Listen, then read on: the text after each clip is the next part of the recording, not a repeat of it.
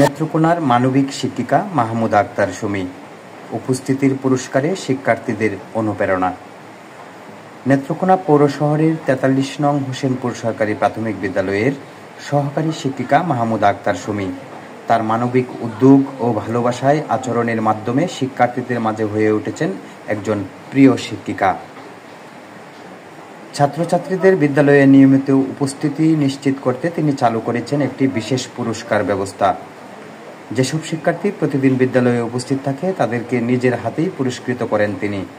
কখনো school dress, কখনো জ্যামিতি বক্স, রং পেন্সিল, খাতা কিংবা কলম, নানান উপহার দিয়ে তিনি শিক্ষার্থীদের উপস্থিতি ও মনোযোগ বৃদ্ধিতে অনুপ্রাণিত করেন। সবচেয়ে বিস্ময়কর বিষয় হলো, এসব উপহারের জন্য কোনো সরকারি বরাদ্দ নয়, বরং নিজের আর্থিক সামর্থ্য থেকেই তিনি এসব পুরস্কারের ব্যবস্থা করে থাকেন। শিক্ষার্থীদের হাসিমুখ ও তাদের অগ্রগতিই তার সবচেয়ে বড় প্রাপ্তি বলে মনে করেন এই মানবিক শিক্ষিকা। তার এই উদ্যোগ শুধু শিক্ষার্থীই নয়, অভিভাবক এবং সহকর্মীরাও অত্যন্ত প্রশংসা করছেন। বিদ্যালয়ের পরিবেশ ইতিবাচকভাবে বদলে গেছে তার এই প্রচেষ্টায়। মাহমুদা আক্তার সুমির একান্ত ইচ্ছা আজীবন শিক্ষার্থীদের প্রিয় শিক্ষক হয়ে থেকে তাদের ভবিষ্যৎ গঠনে ভূমিকা রাখা। শিক্ষাদানের পাশাপাশি শিশুদের মানসিক বিকাশে তার এই আন্তরিক প্রচেষ্টা নিঃসন্দেহে দেশের শিক্ষা খাতে এক অনন্য দৃষ্টান্ত।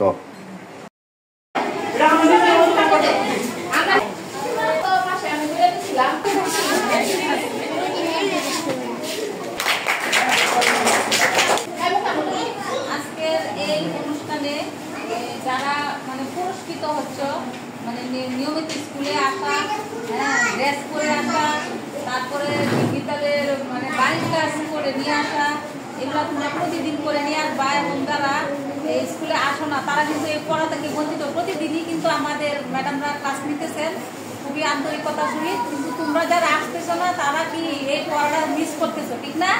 কিন্তু আমাদের গার্জেনদের উদ্দেশ্যে আমি বলতেছি, আপনারা প্রতিদিন আপনাদের বাচ্চাদেরকে স্কুলে পাঠাবেন এবং ড্রেসটা নিশ্চিত করবেন, জুতা এবং পুষ্টিকর খাবার দিবেন, তাদেরকে একটু নাস্তা দিয়ে দিবেন।